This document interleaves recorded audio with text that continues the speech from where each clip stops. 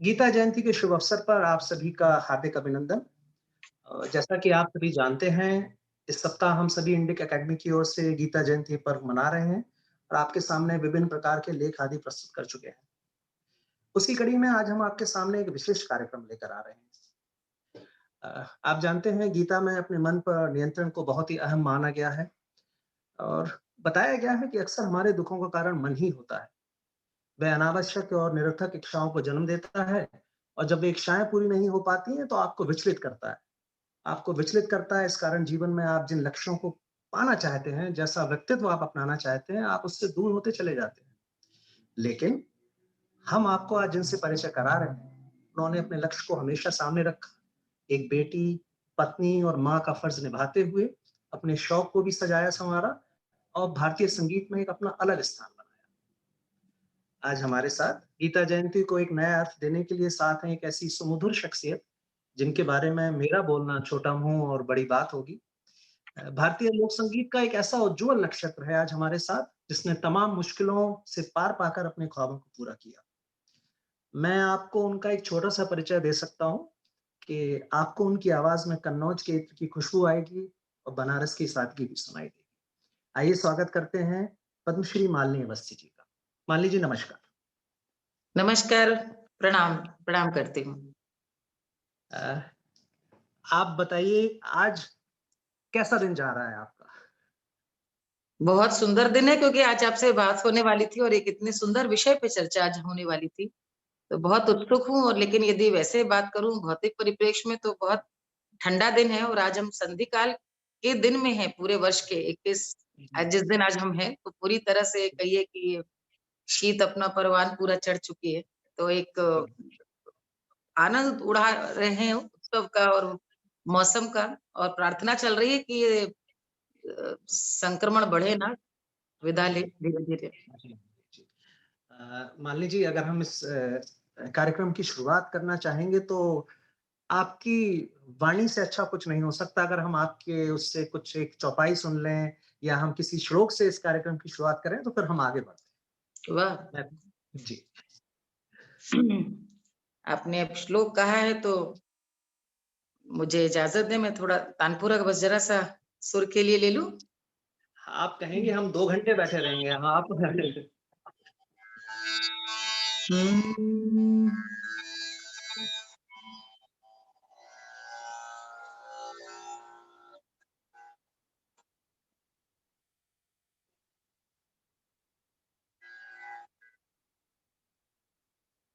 इतना अच्छा लग रहा है कि आज श्लोक गा करके प्रारंभ करने के लिए कहा गया है। आमतौर पर सामान्यतः अ,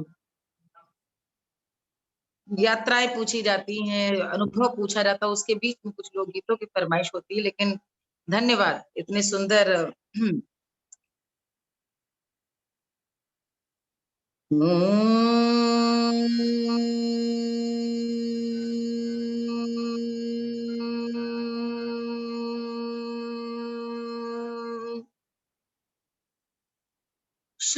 शान्ताकारं भुजगशयनं पद्मनाभं सुरेशम् विश्वाधारं गगनसदृशम् मेघवर्णं शुभांगम् लक्ष्मीकान्तं कमलनयनम् योगविध्यान गम्यम् वन्दे विष्णुं भवभयहरम् सर्वलोकैकनाथम्।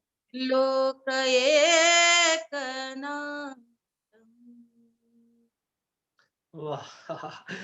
मंदिर में पहुँचा दिया आपने। बिल्कुल मंदिर में बस लगा है कि बस आस-पास अब बस कुछ घंटियाँ बजने वाली हैं। बेहद, बेहद, बेहद आभार आपका इतनी शानदार, इतनी सुमधुर शुरुआत करने के लिए। अ, बहुत-बहुत आप धन्यवाद। जी। मान लीजिए आप इतने समय से संगीत के साथ जुड़ी हुई हैं। आप इतने सारे लोगों से बात कर चुकी हैं, इंटरव्यूज़ दे चुकी हैं, सभी को पता है आपका जन्म कहाँ हुआ, आपने क्या किया, आपके परिवार में कौन है। मैं आज चाह रहा था कि आपसे कुछ ऐसे सवालात करूँ शायद जो लोगों को अभी तक जिनके बारे में बातचीत नहीं हुई। मैं ये जानना चाह रहा था कि आपकी जो कन्नौज से लेके मिर्ज़ापुर से होते हुए जो लखनऊ की यात्रा है, वो कौन-सा समय था जब आपका परिचय श्रीमद् भगवत गीता से हुआ था?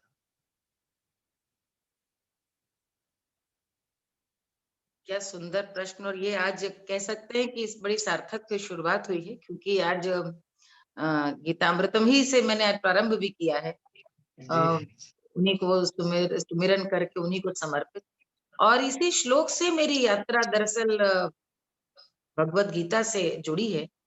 ये जब मैं गोरखपुर में थी, गोरखपुर जी, जब पहुंची, तो आपको पता है जो आप पिताजी का स्थानांतरण की नौकरी थी, पतिदेव की भी रही है, तो उस कारण जी, यात्राएं करने का और अलग-अलग मिट्टी का आशीर्वाद मिला है। एक गोरक्षनाथ की भूमि का बहुत जीवन में मेरे हो रहा है कि जो एक आपके जीवन के सबसे महत्वपूर्ण वर्ष होते हैं, जब आपका गढ़न होता है, व्यक्तित्व निर्माण, वो गोरखपुर में बीता। और गोरखपुर में अ, मैं जिस स्कूल में थी, यद्यपि अ, कॉन्वेंट था, लेकिन वहाँ मन मस्तिष्क इतने खुले थे, खुले विचार थे, कि वहाँ गोरक्षनाथ पीठ की जी, एक वार्षिक परंपरा थी, बहुत सुंदर सस्वर श्लोक प्रतियोगिता होती थी प्रतिवर्ष मंथ में। महंत वैद्यनाथ जी थे तब थे, तो वे स्वयं बैठते भी थे और स्वयं पुरस्कार वितरण करते थे। तो उसमें पूरे जनपद, आसपास के सभी मंडल के विद्यालय उसमें हिस्सा लेते थे। तो मुझको वहाँ पे उस समय बच्चों ने, मतलब टीचर्स ने देखा, और मेरे ख्याल मेरी उम्र उसमें 11-12 वर्ष की थी रही, और उन्होंने मुझे प्रेरित किया कि मैं जाऊँ प्रतियोगिता में और गीता के श्लोक से मैं शुरू करूँ और उसका अध्ययन करूँ। तो मैं पहली बार मैं जब गई, और गोरक्षनाथ पीठ में ही जो प्रतियोगिता हुई, उसमें मैंने सबसे पहले यही गाया था, शांताकारं भुजगशयनम्, और प्रथम पुरस्कार मिला था। उसके बाद पुनः अगले वर्ष पुनः फिर एक क्रम बन गया कि गीता के श्लोक नित्य प्रतिवर्ष तैयार करना, अलग-अलग धुन में, अलग-अलग अ, कौन-सा गीत भाव लेना है, जी, कौन-सा अध्याय लेना है, कौन-सा विषय लेना है। क्योंकि विवेक आता गया, समय आता गया, और उसके बाद अ, मतलब ये बहुत महत्वपूर्ण है ये, और इस पर में कभी किसी ने चर्चा भी नहीं करी, तो आज शायद पहली बार बता रही हूँ कि इस तरह से गीता बहुत आत्मसात होती चली, और 11, 12, 13, 14, 15, 16, 17, 18 तक वर्ष की उम्र तक प्रतिवर्ष मैंने पुरस्कार जीता है गोरक्षनाथ पीठ की संस्कृत प्रतियोगिता का। और उसका लाभ ये हुआ कि फिर मैं गीतामृतम के जैसे वयं त्वां भजामो, वयं त्वां स्मरामो, वयं त्वां जगत् साक्षी रूपं नमामः, सदेकं निधानं निरालंबमीशं भवां बोधिपूतं शरण्यं व्रजामः। आप जब गा रहे हैं तो ये जानना बड़ा आवश्यक है, क्योंकि जो हमारी टीचर थे संस्कृत की, वो उसमें अन्वय और संधि विच्छेद करके शब्द का उच्चारण, और फिर कभी पता भी नहीं चला कि फिर इसलिए मैंने 10वीं में भी संस्कृत लिया, 12वीं में संस्कृत लिया, फिर जो मैंने अ, जो अपना भी मैंने जो ग्रेजुएशन भी किया, तो उसमें संस्कृत मेरा विषय रहा। तो जी। ये एक गीतामृतम से प्रारंभ हुई शुरुआत संस्कृत को जीवन में एक प्रतिष्ठित कर गई। लेकिन सबसे बड़ी बात मुझे याद है कि वहाँ पर अलग-अलग क्षेत्र के लोग आते थे जो संस्कृत में श्लोक सुनाते थे। गीता मेरी प्रिय रही, और मुझे उसमें जितने भी अध्याय हैं, अ, ना हम जवानी पूरा, मतलब जो भी अध्याय है उसको कहते हुए उस कच्ची उम्र में आपको शब्दों के भाव के हिसाब से नाद में गंभीरता भाव की आती जाती, और उस कच्ची उम्र में जैसे कुम्हार कुंभ का निर्माण करता है, वो जो अर्थ है, भले ही उसको आपने जिया ना हो, वो समय आने पे जीते हैं आप, लेकिन आत्मसात करते जाते हैं। तो मुझे अब लगता है कि इस प्रकार की शुरुआत आपको यकीन नहीं होगा इतने वर्षों बाद जो मुख्यमंत्री जी हैं योगी आदित्यनाथ जी, उनको मैं जब बता रही थी, उनको ये बात की जानकारी थी, तो मैं कह रही थी आप सोच नहीं सकते कि उस संस्कार का कितना प्रभाव जीवन में पड़ता है एक बच्चे के, कि आज तक वो लगता है कि वो गीता का जो अध्ययन है, वो हम स्कूल की परीक्षाओं के साथ जब हम प्रतियोगिता में पुरस्कार जीतने के लिए करते थे, लेकिन किस अध्याय में कौन से शब्द हैं और उसमें गंभीर भाव के संग धुन बदलेगी और हमको वो कृष्ण बन करके वो बात कहनी है कि जैसे सारा जो सभागार है वो अर्जुन बन जाए और मैं कृष्ण बन करके अपनी बात को वाह! कहूँ। वो जो गंभीरता है वो 13 साल, 14 साल, 15 साल की बच्ची में आ जाए। तो ये मुझे लगता है बहुत सारी बातें अनकही भी आपके मनो-मस्तिष्क में छाती जाती हैं, गहरी जाती हैं। तो छोटे से प्रश्न का इतना लंबा उत्तर है कि गीता का बहुत बड़ा असर रहा। ये तो देखिए संयोग की ही बात है कि आपने जो आज तक नहीं कहा था वो आज के दिन, आज के शुभ अवसर पर आपको बताने का मौका मिला और ये भी नियति होती है। हम और आप तो ये सब तय करते नहीं और बिल्कुल, अगर आपका किसी और दिन मैं आपसे बात कर रहा होता तो डेफ़िनेटली मैं महाभारत और गीता की बात नहीं कर रहा होता। मैं आपसे पूछता कि आपको दादरा पसंद है या आपको सोहर पसंद है? ये मैं आपसे बात कर रहा होता। एकदम सही कह रहे हो और एक बात ये भी है कि प्रायः ये हम कलाकारों के साथ होता है कि जब हम अ, एक विधा से जुड़ते हैं, उससे जुड़ के नाम हो जाता है, तो जी, लोगों का भी एक कलाकार को देखने का दायरा बहुत सीमित हो जाता है, संकुचित हो जाता है। जी, उसको वो उसकी व्यापकता को शायद नहीं समझ पड़ते। जी, बहुत बड़ा कारण है, वो मैं आगे बताऊँगी कि लोक संगीत को गाने का और उसकी बात को आगे कहने का जो नज़रिया मिला, वो जी, बहुत कुछ उसी से मिला। आज इसी पे बात ही करेंगे गीता पर। जी। अ, मैं अगर अपना बचपन माफ़ कीजिए। मैं अगर अपना बचपन देखता हूँ या मैं अपने आस-पास के परिवारों का बचपन देखता हूँ, तो मुझे याद पड़ता है कि हमारे घरों में रामायण तो हुआ करती थी। बट जो गीता है, उसको शायद उतनी महत्वता नहीं दी गई है। कारण उसका शायद आप ये मान लें कि आज भी बच्चों को शायद यही पता होगा कि महाभारत घर में रखने से घर में झगड़ा होता है, ये हमको बताया गया था। तो आपको जी। ये बताया गया हमको, ऐसे बताया गया हमको। तो रामायण से जितने भी मैं जब बड़ा हो रहा था, तो मैं श्री राम जी के करीब था। मैं वैसे भी ओरछा मेरे घर के पास है, झांसी का रहने वाला हूँ, तो वो तो हमारे खुद के राजा थे। तो हमारा तो उनसे स्नेह था ही। आपको क्या लगता है कि ऐसा क्यों हुआ होगा? मैं तो अपनी बात बता दी कि महाभारत घर में नहीं रखी जाती है क्योंकि झगड़े होते हैं। गीता जो कि एक जीवन जीने का तरीका है, जिसको हमको आत्मसात जैसे आपने कहा कर लेना चाहिए था। रामायण से भी हम बहुत कुछ सीख सकते हैं, किंतु गीता को साथ उतनी प्राथमिकता क्यों नहीं दी गई? आपको लगता है ये मेरा कथन सही है या आप इससे डिफर करते हैं? देखिए, 2 आपके कथन से आंशिक रूप से मैं सहमत हूँ, जी, पूर्णतः नहीं।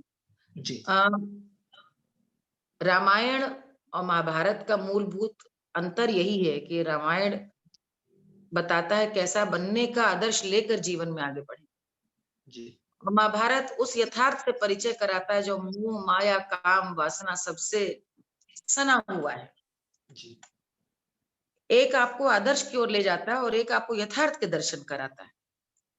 तो एक संस्कार बोने का काम हमारी पूर्वजाओं, महिलाओं का रहा, दादियों का रहा।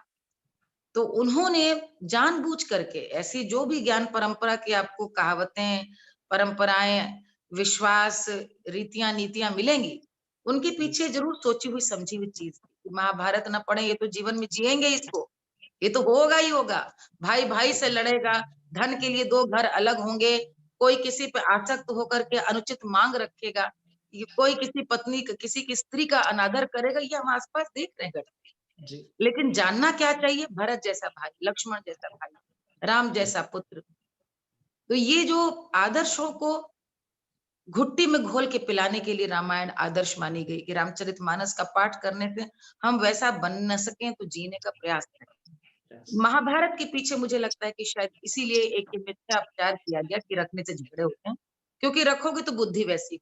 लेकिन गीता अवश्य मुझे लगता है घर-घर में थी, हमारे यहाँ तो थी। गीता सब घरों में रही है।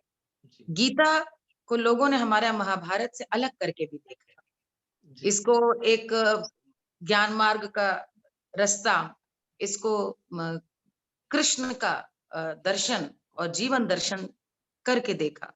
और गीता हमें तो याद है, हमारी दादी वगैरह सब लोग गीता घर में ही थी, गीता पढ़ी जाती थी, गीता कही जाती थी। हाँ, गीता चूंकि रामचरितमानस का तो सबसे बड़ा काम तो गोस्वामी तुलसीदास जी का था कि वो हमारी मातृभाषा में, आंचलिक बोली में ऐसा लिख गए कि सबको कंठस्थ हो गई। और संस्कृत में होते हुए भी गीता आज घर घर में है। ये आप समझ सकते हैं कि उसका जो शिक्षा का जो उसका सार है, तत्व है, वो कितना स्थायी उसका भाव है कि उन घरों में भी जहाँ पे दादियां संस्कृत पढ़ना शायद नहीं जानती, जी, घरों में गीताएं रही।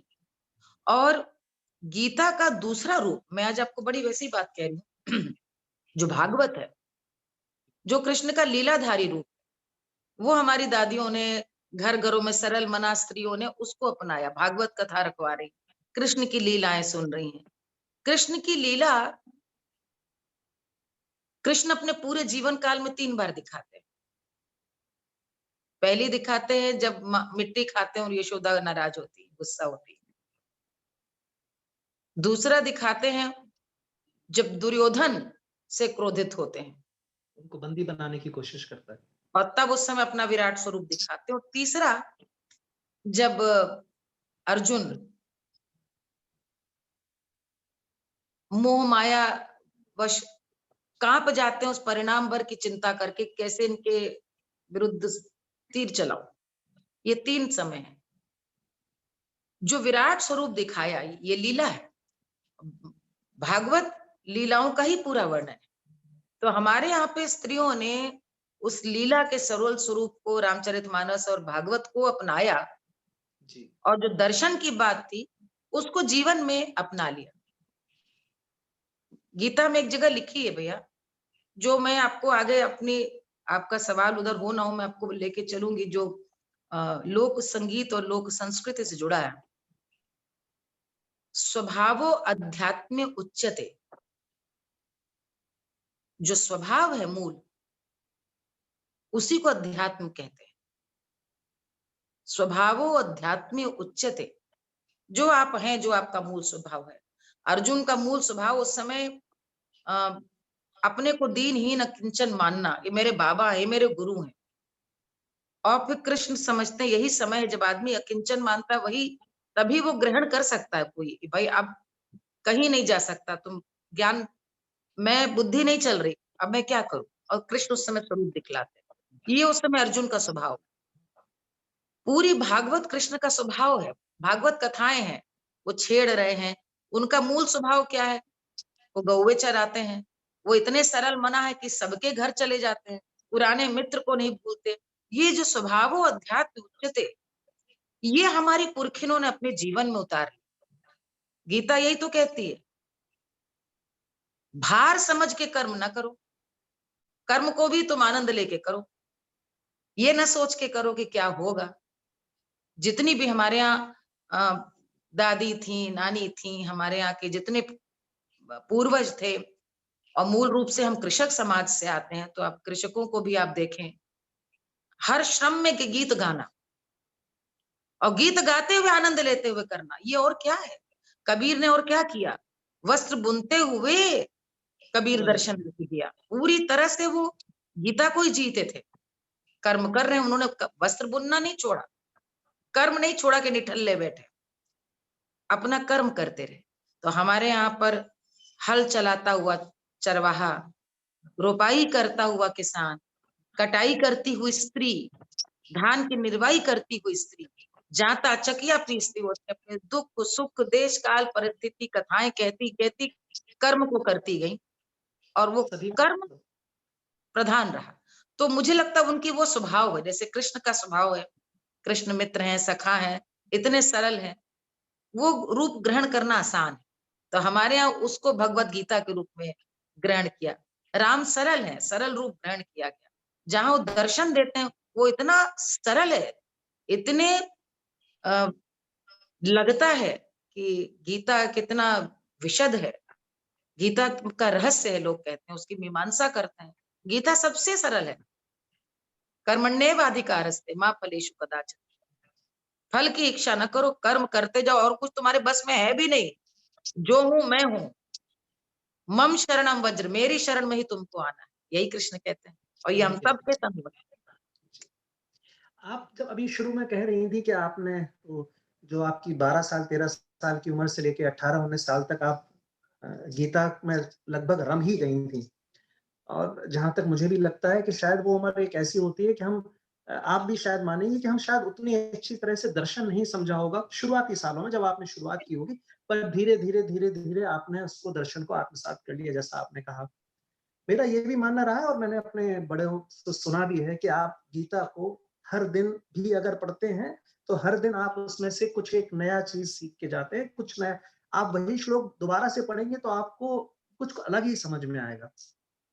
जैसा मैंने आपसे आपके बारे में शुरू से कहा गया था कि आप अपने लक्ष्यों से नहीं भटकीं, शायद वो भी एक कारण रहा कि जो जो कहा गया है आपने अपने मन को आपको मालूम भी नहीं पड़ा कि आगे आने वाले समय में गीता ही आपको इस तरह से ले जाएगी कि आपकी जो एक ज़िंदगी है जिसमें आप इतनी व्यस्त है रहती हैं, आज भी हैं, गृहिणी हैं आप, उसके बाद भी आपने अपने लोक संगीत को नहीं छोड़ा।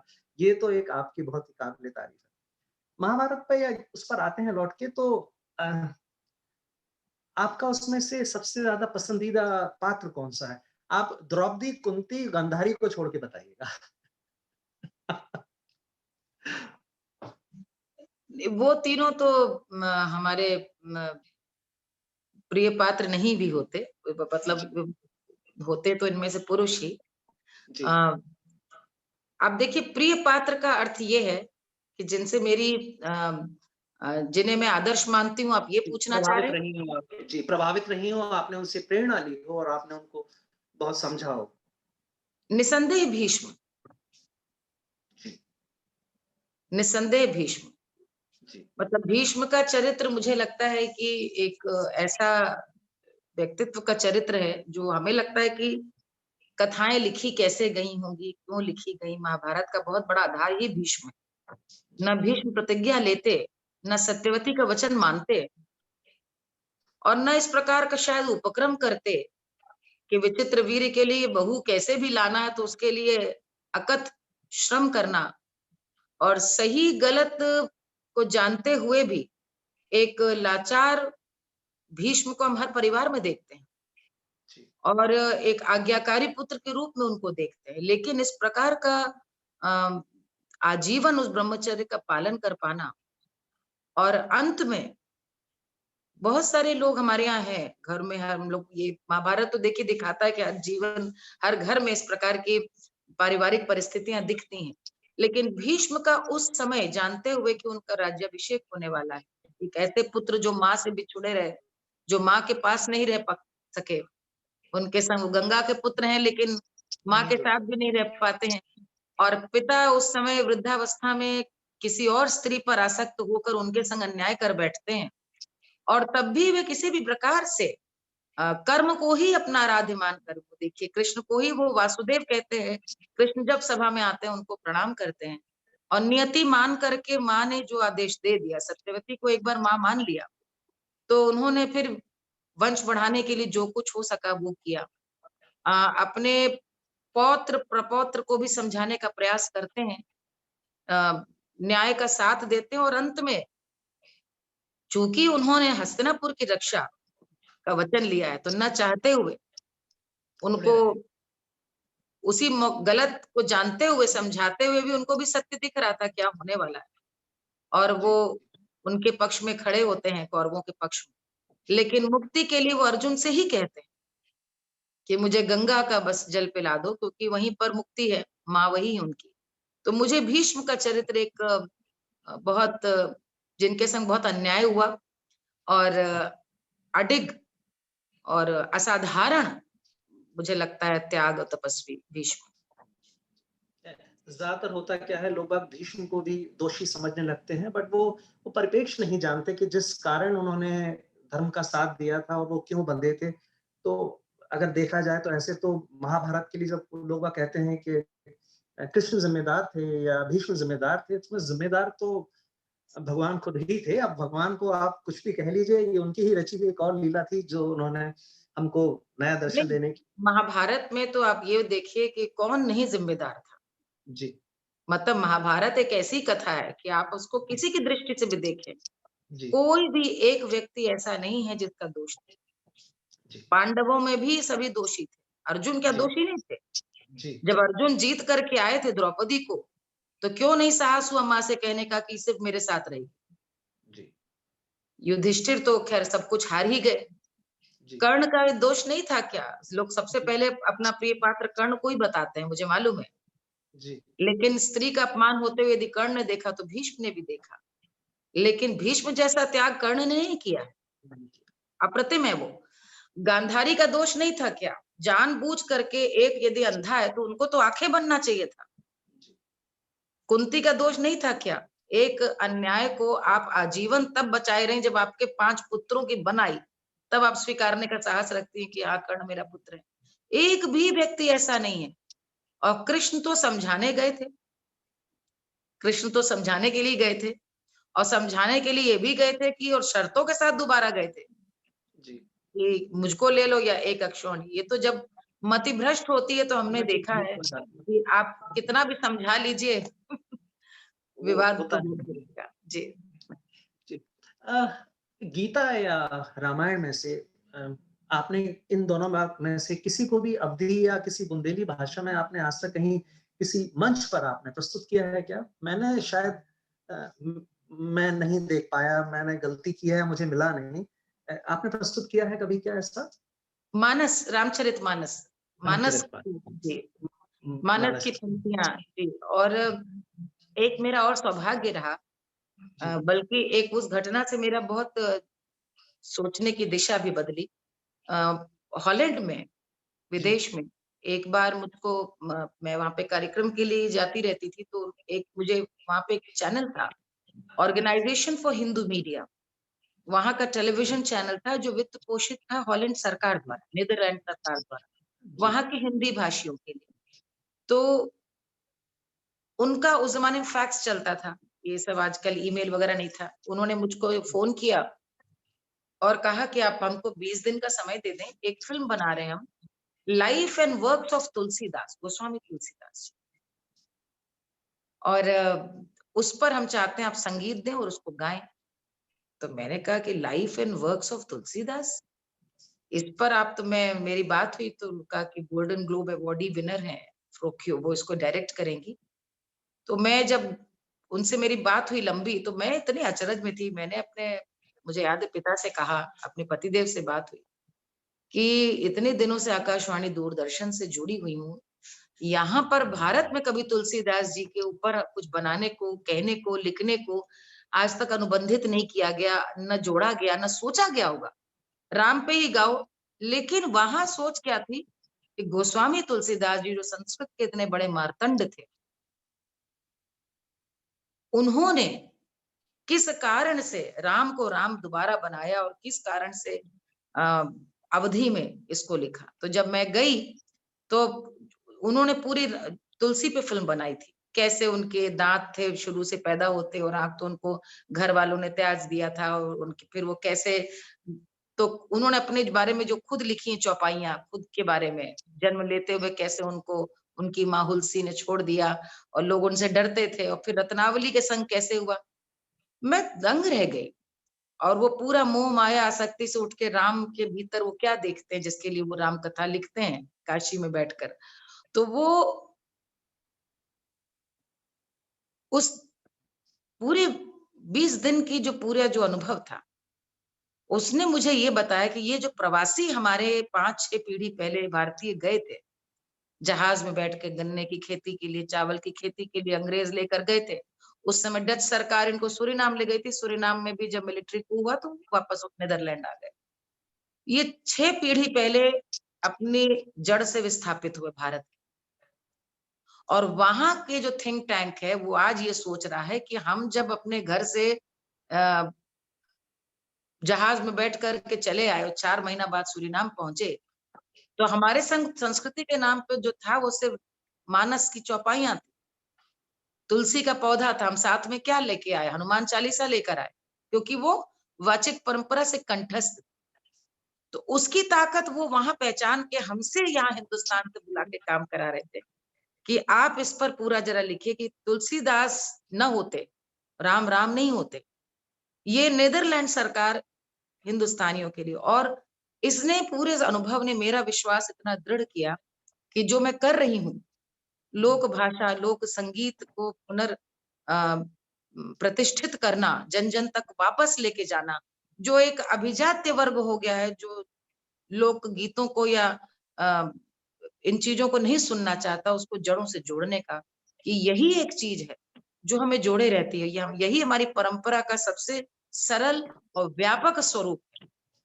तो ये मानस की ताकत, गोस्वामी तुलसीदास जी तक जबकि मैं बात बता रही हूँ तो आप समझ सकते हैं। तो रामचरितमानस का गाने का खूब अनुभव रहा है, और मेरा सौभाग्य रहा है कि आप ओरछा बता रहे हैं। जी, अ, ओरछा फेस्टिवल में चित्रकूट, आपने जी, जी, कितनी बार वहाँ पे राजा राम के दरबार में, और चित्रकूट अयोध्या का भगवान राम का यहाँ पर, तो हर जगह गाने का अवसर मिला है।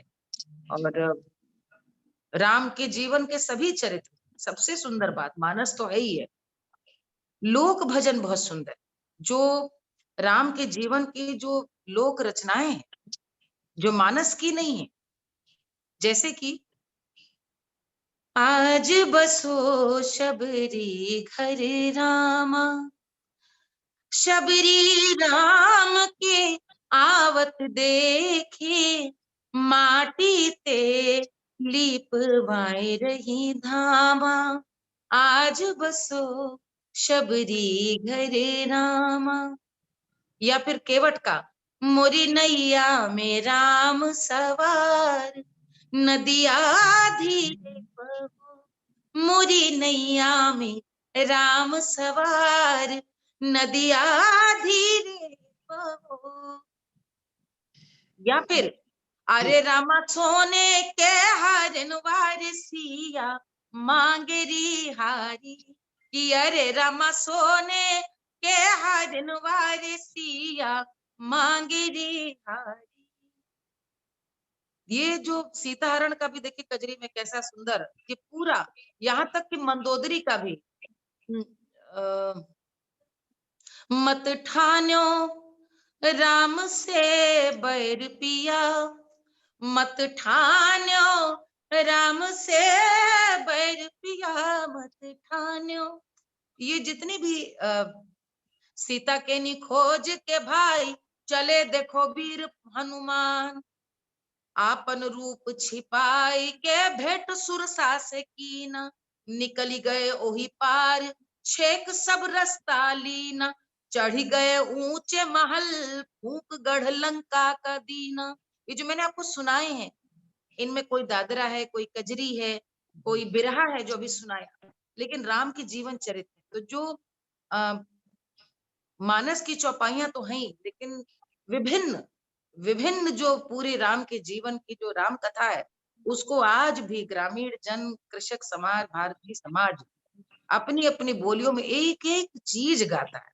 शिशु का जन्म हो तो राम का सोहर, अपने पुत्र के मौरी सहे, जनेऊ हो तो राम का बरुआ, राम का सेहरा, सीता का सौभाग्य है तो वो भी सुहाग है तो वो भी सीता जी का। तो राम तो मानस से भी अधिक गोस्वामी तुलसीदास जी ने ऐसा कर दिया कि वो उठते बैठते सारे लोक गीतों में राम बसे। ओरछा में तो हम लोग राजा जी इनको बोलते ही हैं, रामचंद्र जी को हम दाऊ जी, जी भी बोलते हैं, यानी कि हमारे बड़े भाई भी वही हैं, पिता हाँ, स्वरूप तो हैं ही, भगवान हैं ही। जी, जैसा आपने कहा कि हर चरित्र में उनको सामने लाकर रख दिया है। बिल्कुल। जब हम लोग ये बात करते हैं, आपने जैसे मानस के बारे में बताया कि ये इतनी पॉपुलर हो गई, समाज में बस गई बिल्कुल। भाषा का इसका बहुत बड़ा योगदान था कि अवधि में रही उस समय जो जन-जन की भाषा थी, बाद में हिंदी में भी बहुत लोगों ने इसके बारे में काम किया। शायद गीता के बारे में, भगवद गीता के बारे में ऐसा ही रहा कि इसको सरल भाषा में सबके सामने लाया नहीं गया। अ, संगीत के माध्यम से शायद इसको, सुरों के माध्यम से शायद उसको उतना प्रचारित नहीं किया गया। जहाँ तक मुझे याद पड़ता है, बच्चन साहब ने, श्री हरिवंश राय बच्चन जी ने 1960 में अवधि में उन्होंने जनमानस जनगीता के नाम से लिखा था। वो भी जी, जब मैं पढ़ रहा था उसके बारे में, तो उन्होंने बताया कि वो लिखना नहीं चाहते थे, बट एक स्वामी जी थे जिनसे उनकी मुलाकात हुई, फिर उनको ऐसा स्वप्न में आदेश आया कि उनको लिखना ही है। वो भी इसलिए, जो हम लोग बात कर रहे थे, कि आम आदमी तक पहुँचाने के लिए। तो ये बिल्कुल। माना जाए कि भाषा एक इसमें बड़ी शायद समस्या रही होगी, क्योंकि आप देखिए कि जो ओरछा के महाकवि थे, केशव जी थे, उन्होंने भी जब लिखी तो वो भी इसमें संस्कृत प्रधान रामचंद्र का थी। वो और तो उनकी भाषा ही पूरी इतनी अ, बहुत उसी तरह की अद्भुत भाषा। भाषा है, बिल्कुल, बिल्कुल। जी। तो ये आपको लगता है कि आंचलिक भाषाओं में जो हमारी जो गीता है वो बहुत ज़्यादा आगे नहीं बढ़ी? शायद ये पॉपुलैरिटी मैं पॉपुलर इसलिए बोल रहा हूँ, मैं उस तरह से कोई क्रेडिट रेटिंग वाली बात नहीं है। बट अगर हम दोनों काव्यों को, महाकाव्यों को साथ में रखते हैं तो डेफिनिटली आप मानेंगी मानस जो है वो जन-जन में समाई हुई है। आप शायद सही भी करें कि जब हम मानस की बात करते हैं तो एक अपनापन-सा है, सरल है। गीता की हुँ। बात करते हैं तो उसमें दर्शन आ जाता है, तो ये 2 चीज़ें हैं। तो क्या भाषा इसमें कारण रहा है इसका सरल भाषा में गीता का नहीं होना? देखिए, यदि भाषा कारण रहा होता तो गीता लुप्त हो गई होती। ऐसा तो नहीं हुआ ना। जी, ऐसा भाषा तो को नहीं। मैं समस्या नहीं मानती। बहुत लोगों ने देखिए, जो गोस्वामी तुलसीदास जी कर गए, वो असंभव है किसी और के लिए रचना। देखिए, बहुत लोगों ने बहुत कुछ लिखा है। राम कथा तो हर तरह से कही गई, सारी भाषाओं में कही गई। अंकोर वाट से लेकर रशा तक में आज रामलीला होती है और राम कथा अपनी-अपनी भाषा में कही गई। जी, अ, थोड़े बहुत अंतर के संग कुछ-कुछ लोगों ने बदल भी दिए कुछ-कुछ कथानक और रामचरितमानस भी वाल्मीकि रामायण से अलग है कुछ-कुछ परिप्रेक्ष्य में। जी, लेकिन वो तो गोस्वामी तुलसीदास जी ने शायद उस समय की देश-काल परिस्थिति को समझ कर भगवान राम को लोकमानस में प्रतिष्ठित करने के लिए ही लिखा। उस उद्देश्य में पूर्ण तरह सफल भी हुए। तो सफल इसलिए भी हो। उसका तो उद्देश्य ही अलग था। मुझे क्या लगता है, आप मुझसे पूछेंगे तो मुझे लगता है कि भारतीय जनमानस ने जी, गीता को आत्मसात किया है, जी, अपने चित्त में बसा लिया, मुझसे पूछिए तो। क्योंकि अ, किसी भी आप व्यक्ति को कह सकते हैं भई औरतों को घर में या पुरुषों को कि भई अ, जीवन संघर्ष है।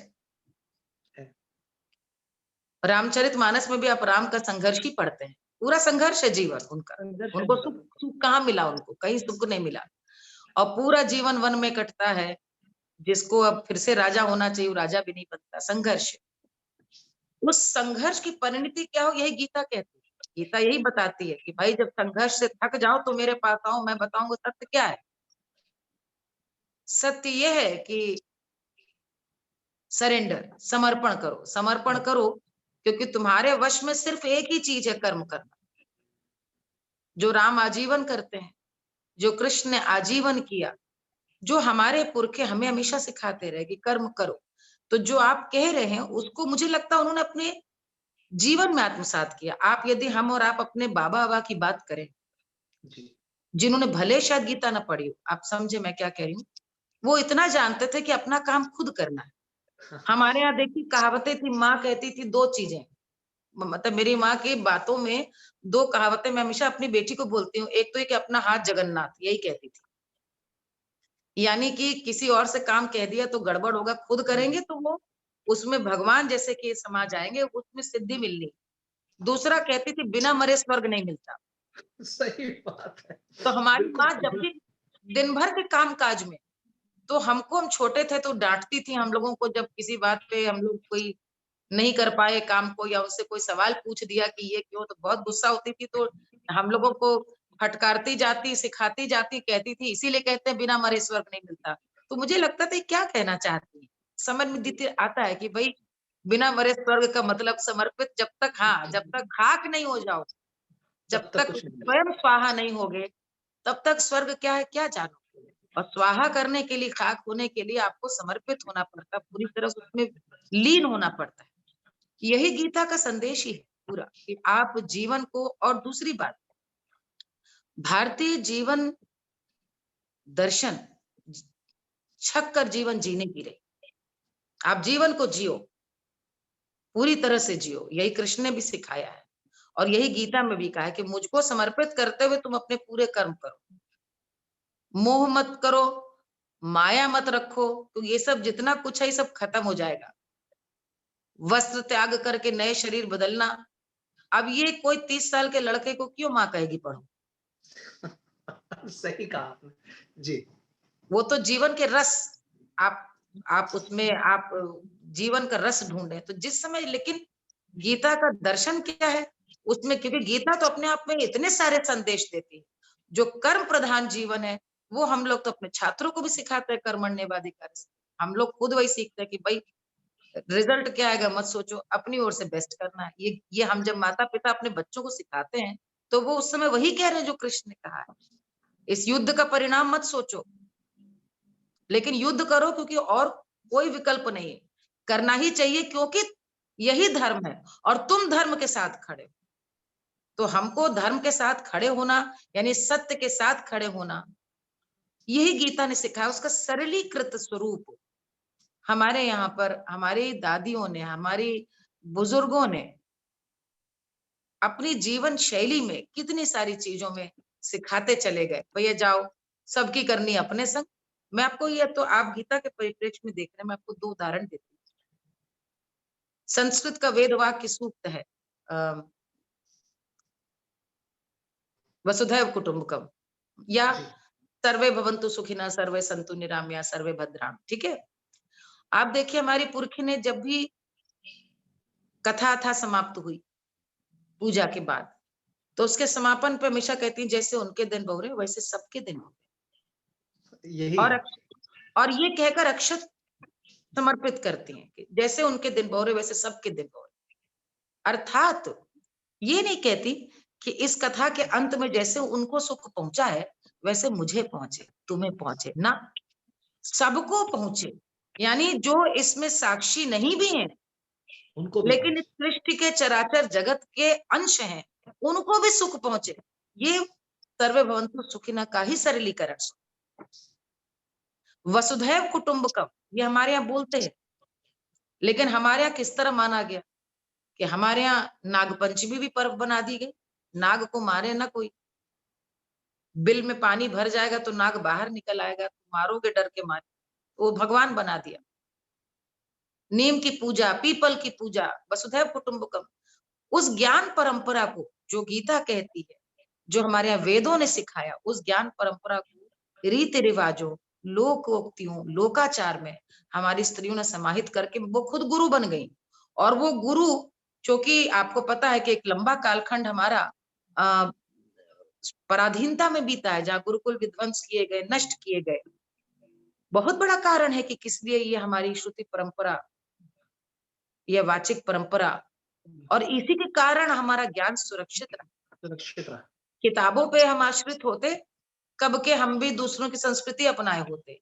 हमारे यहाँ पे सुरक्षित रहने का सबसे बड़ा कारण ये था कि जो हमारी दादियां थी, जिन्हें ये तथाकथित कुछ लोग जाहिल, गंवार, अनपढ़ और कुशिक्षित और अल्प शिक्षित मानते हैं, वो आज की तथाकथित नारियों से ज्यादा शिक्षित, ज्यादा सुसंस्कृत थी, संस्कारित थी, क्योंकि उन्होंने इसी का सरलीकरण, जो कृष्ण अर्जुन को बोल रहे हैं, वो पूरे 18 अध्यायों का जो मर्म था, उसको कथाओं में छोटी मोटी जीवन के, मुझे हमारे याद है दादी, आप कह रहे थे कि गीता का पहला अध्याय आप कैसे मिर्जापुर में हमको जब गंगा नहाने स्वयं जाती थी, तो हमारा हाथ पकड़ के जाती थी।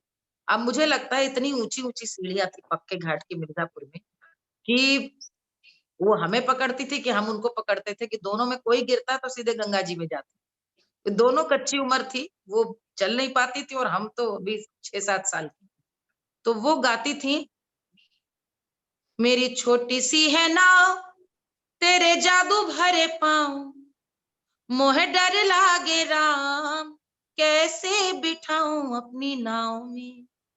यह मेरी छोटी सी है नाव तेरे जादू भरी पाँव, मोहे डर लागे राम, कैसे बिठाऊं अपनी नाव में।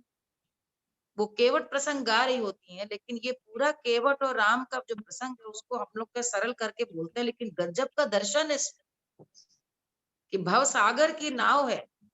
एक वृद्ध अवस्था में हमारी दादी, छोटी सी नाव है, तुम्हारे जादू भरे पाँव, कैसे बिठाऊं। ये भवसागर से पार करने का संकेत केवट के माध्यम से। तो जो आप कह रहे थे ना कि कैसे चीजें आत्मसात होती जाती हैं, चाहे वो गीता की चीजें हो, चाहे रामचरितमानस के, बहुत बड़ा अंतर इसीलिए आपके संस्कारों पे का होता है कि आपकी पालन पोषण कैसे हुआ। और पालन पोषण के संग संग जैसे सूरज सबके लिए चमकता है, कौन ले ले, जी, किसकी कैसी बुद्धि के कैसे, यहीं पर कृष्ण कहते हैं भाई कि आत्मा बार बार चोला बदलती है।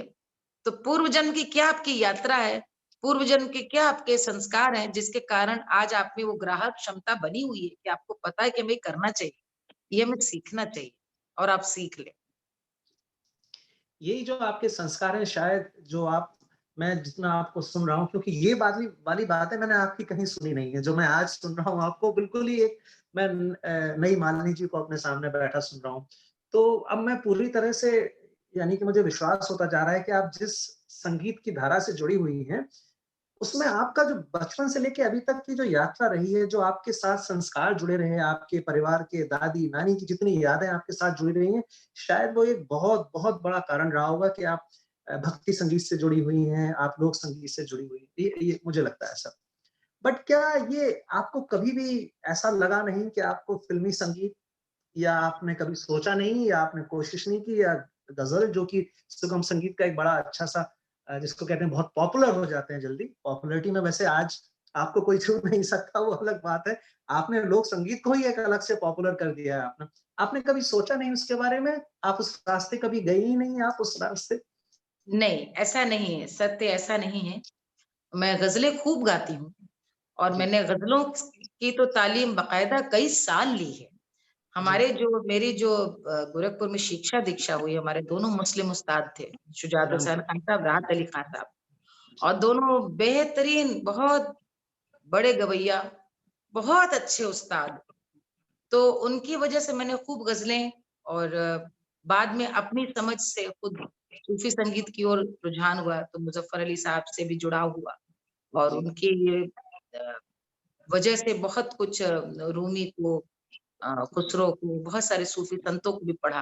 वो मेरा शौक है, अध्ययन करना तो इसलिए मैं अलग-अलग उनको पढ़ती रहती हूँ। तो ग़ज़लें तो खूब गाती हूँ, पुराने लोग जानते हैं और इसीलिए शीन, काफ़ थोड़ा-सी दुरुस्त भी है क्योंकि उर्दू मैंने पढ़ा और जानती हूँ। जहाँ तक फ़िल्मों की बात है अ, असल में जीवन का उद्देश्य पहली बात तो कुछ और बना लिया था। जो आज मैं आपको बहुत सरल करके बता रही हूँ कि वेदों की जो समानांतर एक धारा चली, लोक संस्कृति के माध्यम से अपनी बात कहने की, अपनी माटी, अपनी जड़ों को ज़िंदा रखने की। मुझे लगा ये होना चाहिए, ये करना चाहिए और मुझे लगा कहीं न कहीं जो स्कॉलर्स कर गए, उससे बहुत बड़ा काम हमारी पुरखिनों ने किया। वो तो उन विद्वानों ने किया जो विद्वान थे, जिन्होंने अध्ययन किया था, मनन किया था, यही काम करना था, उन्होंने पूरा जीवन उसमें लगा दिया।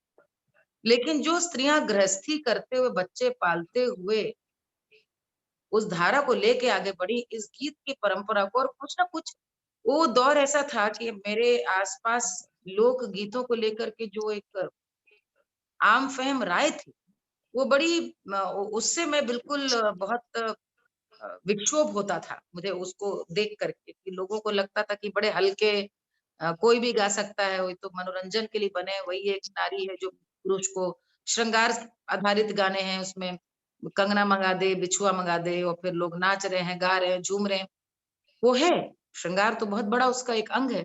लेकिन इसके अलावा जो पूरी एक संस्कार गीत, श्रम गीत, ऋतु गीत, उत्सव धर्मी भारतीय समाज के हर जीवन के क्षण को उत्सव बनाकर ढाल लेना, उसमें श्रम गीतों का भी जो तो ये मुझे लगा ये स्वरूप सामने आना चाहिए और वो भी चूँकि संस्कृत की दृष्टि मिली हुई थी, मैं ज़रूर बताती हूँ ये, कि जी, वो एक मुझे लगा कि ये संस्कृत का यदि धीरे-धीरे जिस समय आपको मैं बताऊँ संस्कृत विषय मैंने लिया, तब मुझको अ, परिवार में ही लोग कहने वाले थे कि भई फ्यूचर नहीं है संस्कृत का, क्यों ले लिया है? तो मैंने कहा देखो भाषा लेनी थी। हिंदी मैं स्वाध्यायी में पढ़ लूँगी, अंग्रेज़ी जितनी बोलनी चाहिए उससे अच्छी आती है। तो मुझको अपना यदि भारत जानना है तो मुझे लगता है कि जिसको संस्कृत का जिसने अध्ययन नहीं किया, उससे बड़ा अभागा कोई नहीं। इसलिए संस्कृत पढ़ना चाहिए। यदि मैंने एक भारतीय होकर यदि मैंने भवभूति को नहीं पढ़ा, यदि मैंने रघुवंशम को नहीं पढ़ा, किरात अर्जुनीय को नहीं पढ़ा तो हमको फिर मतलब हम कम से कम कल को गीता की श्लोकों का अन्वय तो कर सकें। जी, हम उसको यदि अभी आपके भी इसी दिन देखिए मैं आपको बताऊँ ये अ, देव दीपावली के दिन प्रधानमंत्री जी जब काशी गए, तो जी। मुझे आज तक में चैनल में उन्होंने बैठाया और कहा कि कुछ आप लाइव सुना दो।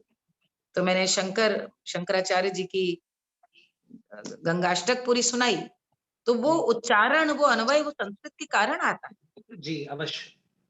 ये लेकिन मुझको उस समय भान हो गया था कि वो मेरा ज्ञान सही है, लेकिन उसका जो सरलीकृत रूप है, जो हमारी दादियाँ हमारे घरों में गाती रही, उसको लेकर के एक बड़ा ही विरक्ति का भाव और उसका बहुत ही एक उसके प्रति उपेक्षा का भाव जो है, उसको बदलना पड़ेगा। संस्कृत के लिए तो स्कॉलर्स करेंगे, इसके लिए कौन करेगा? क्योंकि जो लोकगीतों को लेके आ रहे हैं, वो एक बड़ा कमर्शियल अंदाज में लेके आ रहे जी, हैं मैं और फिर समझ रहा हूँ। इसके लिए कभी हमने कोई और गली सोची नहीं जाने को, कोई और रास्ता नहीं सोचा कि वो उससे बेहतर है।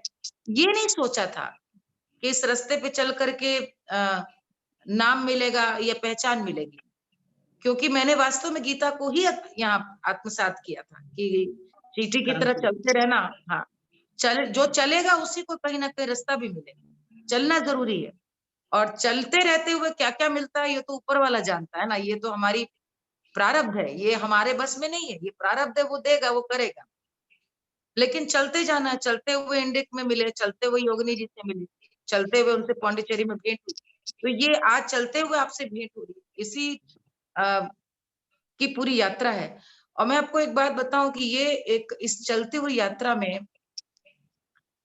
इतने सारे व्यवधान जैसे हमेशा मिलते हैं, मोह भी होता है। अब कहीं पर आपको कार्यक्रम में जाना है तो जाड़े में आपको कौन 5 बजे उठ करके जाना चाहता है घर छोड़ करके फ्लाइट पकड़ने।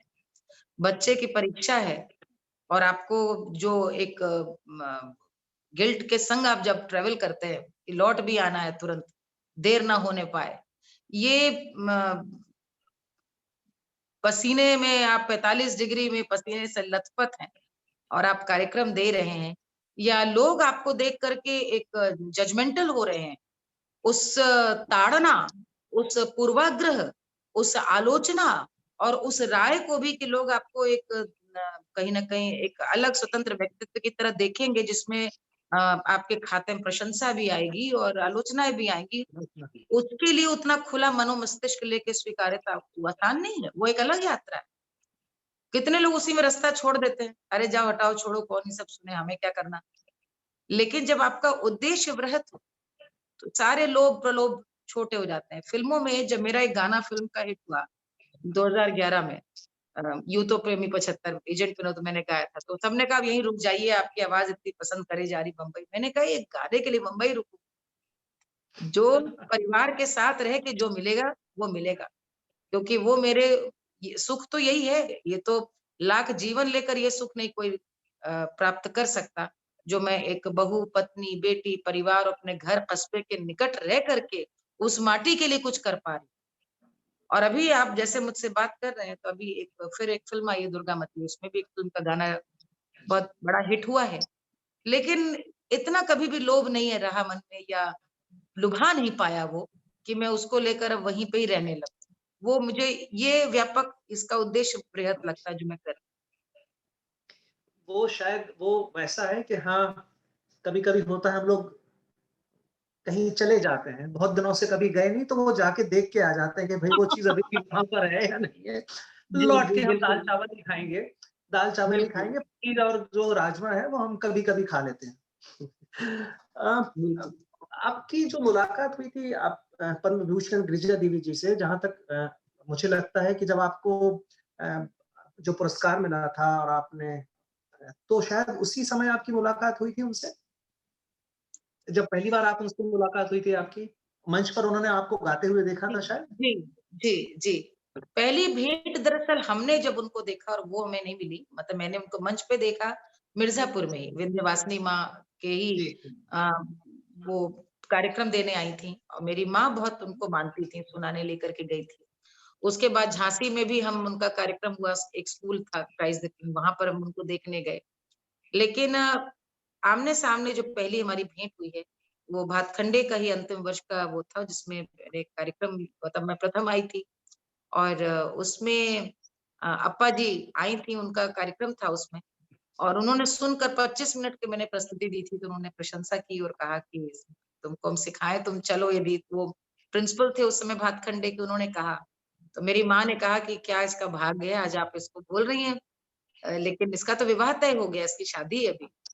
तो उन्होंने तुरंत हमसे कहा कि ये तो बड़ी अच्छी बात है, शादी हो रही है और ये बहुत ज़रूरी है। देखिए गुरु ने भी गीता वाला ही हमको जी, जी, जी, जी, जी। संदेश दिया, उपदेश दिया और आदेश दिया। ये बहुत ज़रूरी है, विवाह है बिल्कुल और बेटा ये सब चीज़ें तो होती रहेंगी। और विवाह हुआ और उस जीवन में चूँकि मेरी वृत्ति थी और इच्छा थी, तो देखिए कैसे 10 वर्षों के भीतर ऐसी परिस्थिति बनी कि मैं बनारसी पहुँच गई और उनसे मैंने कहा कि अब बच्चे बड़े हो गए हैं और वो उस समय में सीखना बहुत मुश्किल था। देखिए गृहस्थ जीवन में आजकल तो देखिए मोबाइल फ़ोन्स हैं, फ्लाइट्स हैं, जीवन बड़ा सुविधाजनक हो गया है। जी, लेकिन हम लोग उस समय की बात कर रहे हैं जब ट्रेन के टिकट के लिए भी खुद ही लगना पड़ता था। लाइन में लगना पड़ता था। जी, और आप जा रहे हैं तो चिट्ठी-पत्री वाला ज़माना था, उसमें बच्चों को जहाँ जब मेरे बच्चे दोनों तुरंत बच्चे भी बहुत जल्दी उम्र में दोनों बच्चे जल्दी पैदा हुए और मुझे याद है 99 में नवरात्रि में हमारे पतिदेव को अयोध्या से काशी का स्थानांतरण का आदेश मिला। तो मैंने कहा ये तो हमारी माँ ने नवरात्र में हुआ, विंध्यवासिनी माँ को मैं मानती हूँ कि उन्होंने ये किया है।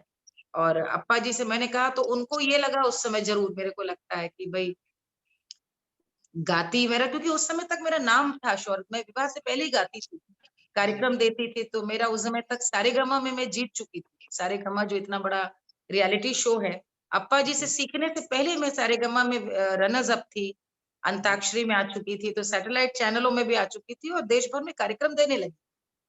लेकिन जब मैं उनके पास गई तो मैंने कहा बस आप शरण में ले लीजिए क्योंकि ये मेरे दिमाग में था कि मैं पूरब अंग की जो गायकी है उसको विधिवत सीखूं। तो उन्होंने मुझको इसके प्रोस एंड कॉन्स दोनों समझाए। उन्होंने कहा देखो बेटा उनके मन में भी संदेह रहा होगा कि विवाह के बाद संभव नहीं होता बच्चों की ममता, बहुत सारे दबाव होते हैं मानसिक, जिसके आगे लड़की स्त्रियाँ हार जाती हैं, नहीं कर पाती। तो उन्होंने कहा बेटा देखो ये लंबा रास्ता है, पूरा अंग को सीखने में सबसे बड़ी बात ये है कि तुमने अपने पुराने गुरुओं से सीखा है और दोनों से बड़ा अच्छा सीखा है। तो हम ये तो नहीं कहेंगे कि उनकी गायकी को भुलाओ, लेकिन पूरा अंग बड़ा ठहराव, चिंतन और मनन का रंग है। इसमें श्रृंगार भाव है, लेकिन ये श्रृंगार भी गंभीरता से उपजता है। जो लेकिन जबकि जो तुमने पटियाला अंग सीखा उसमें तेजी है, हरकत है, स्वच्छंदता है, एक हरकत है। तो उसके लिए पूरे गले का और अपनी सोच का जो कैनवस है वो पूरा बदलना पड़ेगा। ये मैं कैसे कहूँ कि तुम अपने पूरी पुरानी शिक्षा भूलो। देखिए तो ये भी मैंने ये जो मतलब महान लोग होते हैं, ये उनकी एक पहचान है, ये पहचान है। तो जी, मैंने उनसे कहा, मैंने कहा कि अब ये देखिए संस्कृत कैसे हाथ आपके काम आती है। तो संस्कृत में श्लोक है, विनयात याति पात्रता। विनय वहीं पे आती है जहाँ पे पात्रता होती है और पात्र यानी कि पात्र खाली को जो सँभालना। बर्तन है हाँ, तो जो खाली होगा उसी में भरेगा। जी, जो भरा हुआ है उसमें तो कुछ देने की गुंजाइश नहीं ना लेने की। तो जी, मैंने उनसे कहा कि मैं बिल्कुल क्लीन स्लेट के रूप में हूँ। तो बोली कि अच्छा तू कोनो ठुमरी-उमरी सुनावा। ये जब बनारस की बात है जब मैं गई तो जी, हमने कहा अप्पा जी क्षमा करें हम आपके सामने गा ही नहीं सकते। बोली नहीं हम जी टीवी पे तोहार सुनली हई तू गावत रहलू। हम सुनली हई बहुत बढ़िया पहाड़ी में कहा रे कौन सी ठुमरी रहे? तो शिष्य बैठे थे उन्होंने बताया वो सैया बिना हाँ, घर सुना। नहीं, हाँ नहीं, रे ऐसे हम नहीं ऐसे नहीं सुनेंगे, ऐसे नहीं, ऐसे नहीं, ऐसे नहीं। ये तो मौका है, ये हम सुनना चाहेंगे आपसे। तो जो मैंने सुनाई थी जी जी, टीवी पे जी। जो अप्पा जी ने सुनी थी 1 सेकंड। हुँ।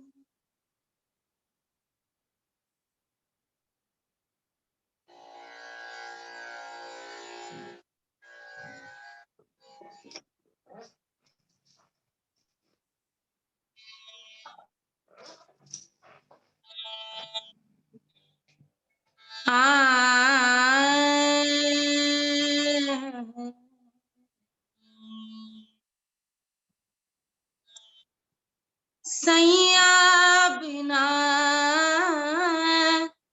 घर सुना सुना सैया बिना घर सुना सुना जब से पिया परदेस गए हैं। अब ये जो मैं गा रही हूँ, गूज़बम्प्स आपने कहाँ पहुँचा दिया? कहाँ पहुँचा दिया आपने? वाह! तब मैं ऐसा नहीं गाती थी, मुझे लगता। और ये मैंने उनको जो सुना था, उन्होंने पटे अपने गुरु के हिसाब जी, से जो पहले बताई थी, जी, तो बोली नहीं तू वही सुना। तो हमने ये टूटा-फूटा जो उनके सामने तो गाने का, तो मुझे लगता है उनको शायद एक तो सहजता, मेरी विनम्रता अच्छी लगी। मैंने कहा मैं आपको पूरा समर्पित करती हूँ, आप बेसिक से बताएँ, जो भी बता सकें। दूसरा उन्होंने कहा कि स्थानांतरण की नौकरी है, तोहार बाबू चल जइहें, तू नाई घरे अइबू, तू अइबू, लड़कन बच्चन के संग तूहू चल जइबे। अब हमने कहा अप्पा जी, कठिन है, मुश्किल है, मुझे पता है, क्योंकि बच्चों को तो मैं नहीं छोड़ सकती, उनकी पढ़ाई है, मेरा दायित्व है वहाँ पे। लेकिन बाकी जो समय मेरा है वो अब आपको। और मुझे ये कहते हुए बहुत आत्मिक संतोष है कि इतने सारे उसके मैंने पूर्णतः अपनी निष्ठा के साथ गृहस्थ जीवन का पालन करते हुए पूरा गुरु शिष्य परंपरा का पालन किया, उनकी अंतिम सांस तक। और उनके जैसा तो गुरु मिल ही नहीं सकता। मतलब हम लोग बड़े, फिर से तो वही पूर्व जन्म के संचित कर्म है, उनके जैसे गुरु का प्राप्त होना। क्योंकि वो जब दिल्ली आ जाए तो वो अपने शिष्याओं के घर पे रहना, होटल नहीं रहती थी हमारी गुरु। उसी बहाने स्वार्थतः शिष्य को हम सिखा दे। हमारा उनके पास काशी में जाके रहना या कलकत्ता जाके रहना, लखनऊ आई तो भी घर पे रहना। और उनकी शिक्षा तो सुबह से रात तक चलती। वो तो स्वयं गीता का जीता जागता रूप थी अंतिम सांस तक, और इसीलिए चलते-चलते गईं, वो गाते-गाते गईं। जी। एक दिन पहले तक मारू विहाग में अपने शिष्यों को सिखा रही, न बिस्तर पकड़ा, न बीमार हुई। वो अपने आप में जीता जागता गीता का रूप। हम लोगों को भी यही सिखाया कि बस करते रहो, लगे रहो। तो अभी इस समय मैं आपको, चूँकि पहाड़ी का ही मूड बन गया है, मैं जी, उनका सिखाया हुआ एक दादरा सुना रही बिल्कुल, बिल्कुल। हूँ।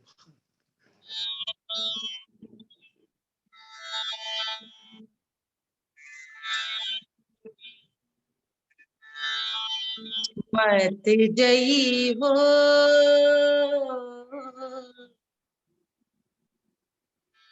मत जई हो राम, मत जई हो,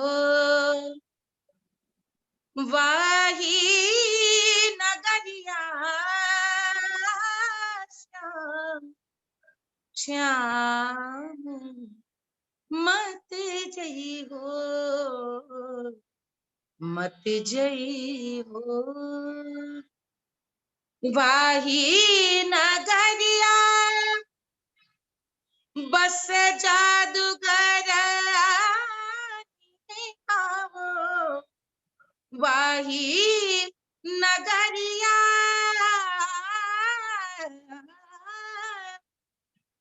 बस जादूगर अरे छीन ली है तन मन धन गर हरवा श्याम, मत जई हो, मत जई हो, वाही नगरिया श्याम,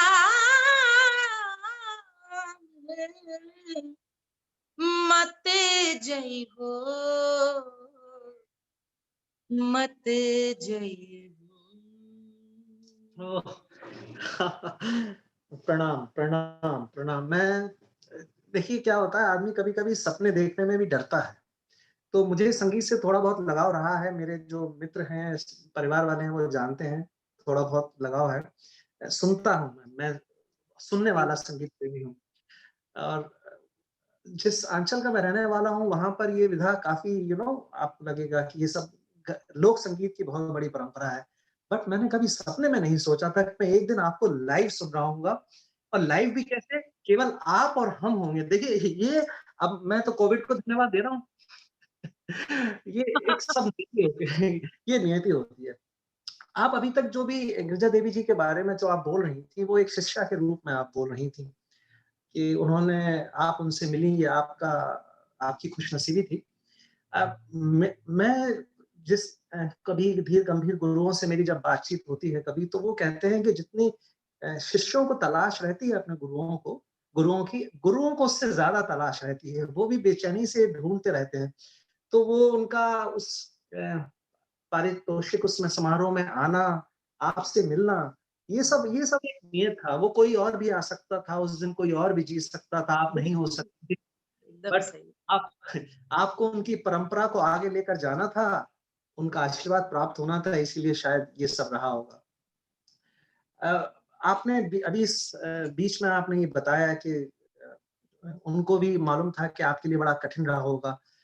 आपकी भी ये जर्नी यात्रा बहुत कठिन रही होगी गृहस्थ जीवन के साथ सीखना। देखिए, अभी किसी आप पहले से सीखे हुए हैं तो आगे बढ़ाने में बड़ी आसानी रहती है। बट नए सिरे से शुरुआत करना जो आपने सीखा हुआ है उससे अलग विधा की ओर आगे जाना अ, परिवार अ, तीसरे साल में ही आपके दोनों बच्चे आपके हो गए थे, बेटा और बेटी दोनों हो गए थे। ट्रांसफर्स होते रहे, यहाँ से वहाँ जाते रहे और आप जुड़ी भी रही हैं अपने पतिदेव के कार्य से, वो अकेले नहीं रहे, आप उनके साथ जुड़ी रहीं, जो उनको पसंद था, आपने ही पसंद किया। तो कितना कठिन रहा होगा आपके लिए इस यात्रा के लिए? एक जो बात शुरुआत मैंने कही थी, स्वभावो अध्यात्म उच्यते, मैंने इसको ही अपना सूत्र वाक्य बना लिया। जी, आप जितने स्वाभाविक होते हैं, जितने सहज हो जाते हैं, उतना आपके लिए आसान होता है सारी भूमिकाओं के साथ ईमानदारी से निर्वहन करना। जी, आप शिष्य हों, आप एक कलाकार हों, एक पत्नी हों, आप एक ज़िम्मेदार नागरिक हों, सब कुछ। कई बार जब लोग पूछते हैं कि आप कैसे कर लेते हैं या कैसे ये भी हैं, वो भी, तो मुझे लगता है नहीं, उसका एक ही तो सूत्र है, आप स्वाभाविक रहिए। यदि आप स्वाभाविक हैं, कुछ भी आप सचेष्ट नहीं कर रहे, आप ऐसे हैं, तो मैं ऐसी थी कि मुझको यदि मेरा विवाह हुआ था तो मैं अपने पति से पे प्रगाढ़ प्रेम और निष्ठा रखती हूँ, तो मैं उनसे विलग हो ही नहीं सकती थी। उनके जीवन के आदर्श को मैंने अपना आदर्श माना, उनके संघर्ष को मैंने अपना संघर्ष माना। जब बच्चे हुए, तो हमने अपने स्वप्न उन पे नहीं थोपे। सबसे पहले मेरा उद्देश्य था कि आप अपने बच्चों को बहुत अच्छा व्यक्तित्व बनाएँ, चरित्र निर्माण अच्छा हो, अच्छे इंसान हो, ज़िम्मेदार हों, और मुझे बहुत प्रसन्नता है कि दोनों, मेरी बेटी अनन्या और मेरा पुत्र अद्वितीय, दोनों बहुत सच्चे, साफ-सुथरे और बड़े अम, देश के लिए सोचने वाले, लोगों के लिए करने वाले। एक हमारे यहाँ सोहर गाते हैं, सॉरी मेरी ब बातों में ये सब आएगा। सोहर है कि कुइयाँ खदावे कौन फल मोरे साहिब, साहिब हो, झोकवन भरे पनिहारिन तब फल हुई, सुन गऊ मोरे राजा सुन गो। कुआं खदाने का क्या फल है? तो जब राह चलते पनिहारिन भर भर पानी उलीचे, तब कुआं खदाने का फल। अमुआ लगावे कौन फल मोरे साहिब, आम लगाने का राजा क्या अर्थ लाभ है? राही बाटे जौन अमुआ, राह चलते कोई आम खाए, तब तो पेड़ लगाने का उसकी सार्थकता है। कुआं, तालाब, बगीचा, सब पे चलते-चलते अंत में प्रश्न आता है, पूता जन्म में कौन फल मोरे साहिब, साहिब संतति के जन्म का क्या अभिप्राय है, क्या लक्ष्य है? दुनिया मंगल जब मनइगे, दुनिया नंद जब मनइगे, तब फल हुई है सुनहु मोरे राजा। जब संतति की उत्पत्ति से सृष्टि को आनंद है, तब तो संतान के तुम्हारे जन्म देने में सुख है, वरना तो नहीं। यानी लोक कल्याण के लिए पुत्र का भी जन्म हो या पुत्री का, तो मुझे बहुत आनंद है इस बात का कि दोनों बच्चे हमारे इस प्रकार के हैं जो अपने से पहले दूसरों के लिए सोचते। तो जब सीखा तो वो किया, जब दोबारा गुरु से सीखने की बारी आई, तो उस विधा को किस रूप में ले जाना है कि वो गरिमा रहे।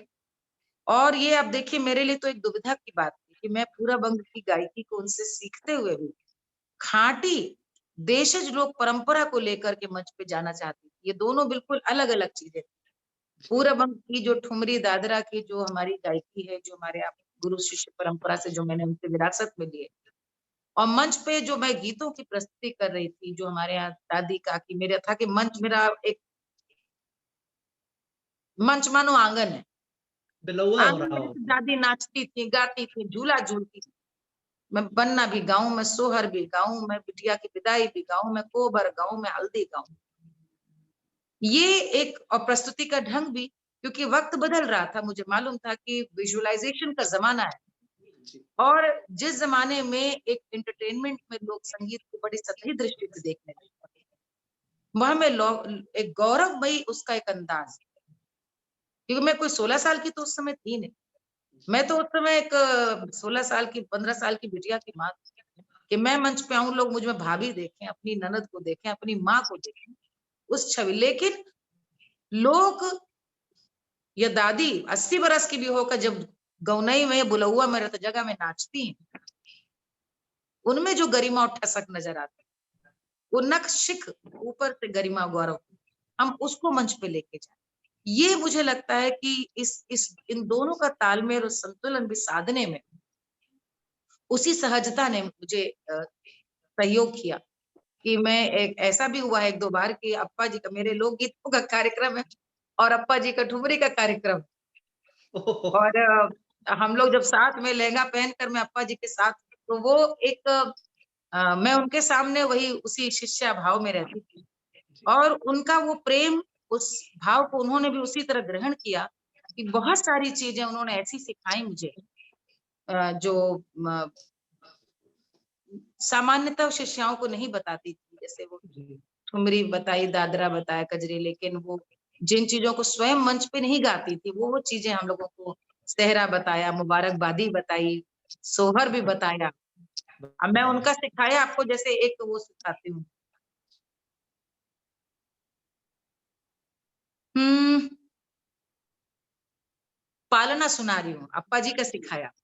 जी, झूलावे मैया पालना, पालना रे झूलावे मैया पालना, पालना रे काहे का तेरा बना रे पालना, अरे काहे की बनी डोर चांदी का बना, पालना, पालना रे रेशम की बनी डोरी रे झूलना रे झूलावे मैया। तो ये चीजें वो मंच पे नहीं गाती थी, लेकिन जी, उन्होंने हम लोगों को परंपरा की चीजें बताई और जब मैं इनको कभी मंच पे गाती हूँ तो बताती हूँ कि ये जैसे राम का सेहरा है, अरे राम पहिरे हुलने को सेहरा, सजी बारात चली मिथिला को, अरे गरजत बदरा बरस आई बूंदिया, राम पहिरे हुलने को सेहरा,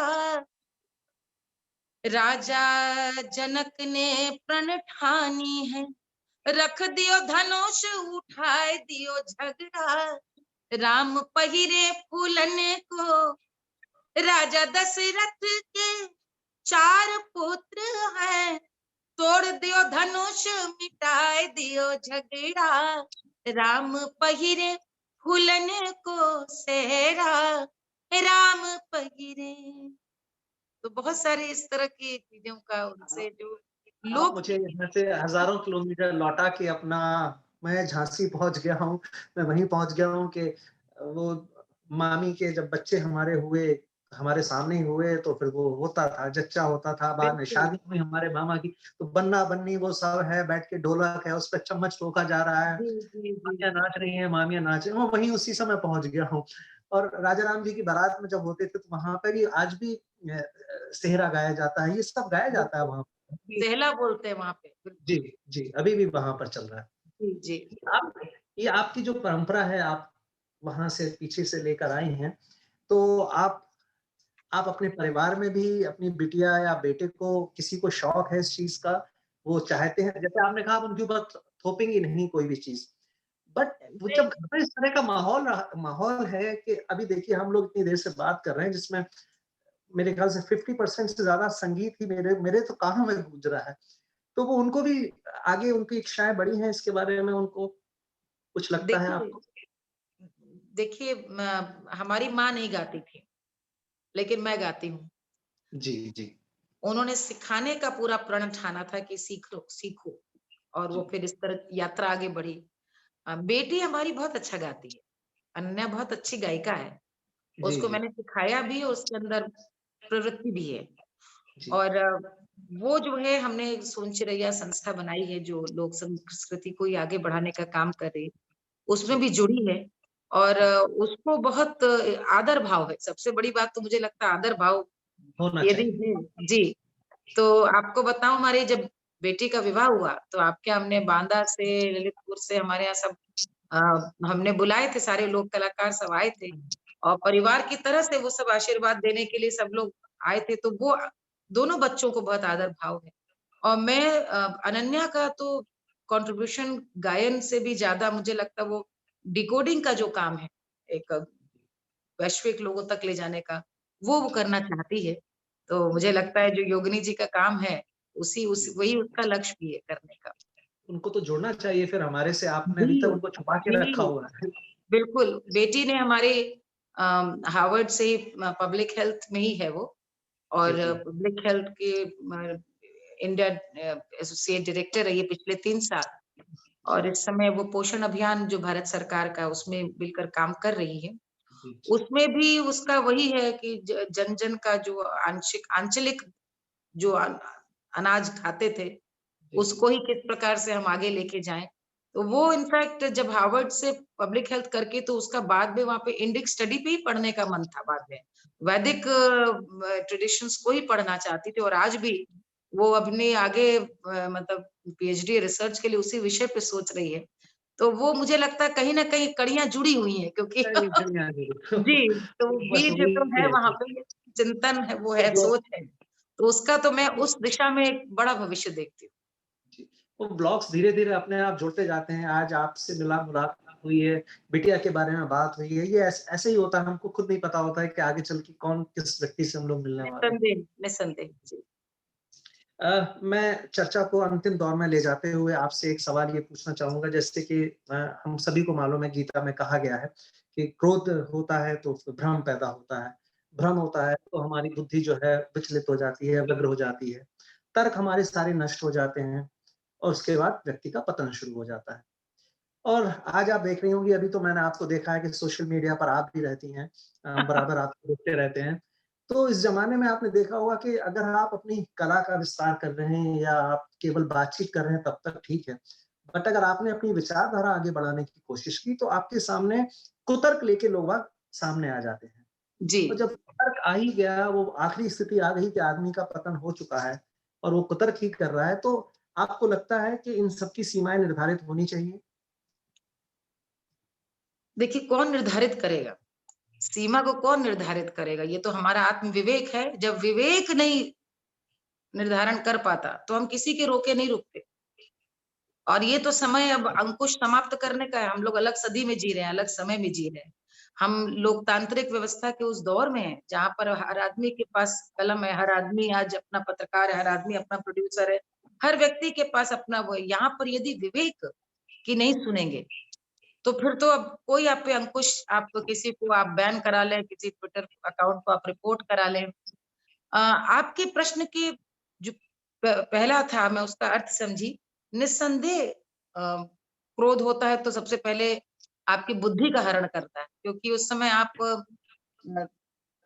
निश्चित तौर पे जो प्रतिक्रिया देते हैं वो भावुक होते हैं, क्योंकि जब आप क्रोधित होते हैं, तो आपको लगता है कि अब इसका प्रत्युत्तर जाना चाहिए या मेरा ये बात हमको कहनी चाहिए, ये बात निकलनी चाहिए और आप परिणाम भी नहीं सोचते।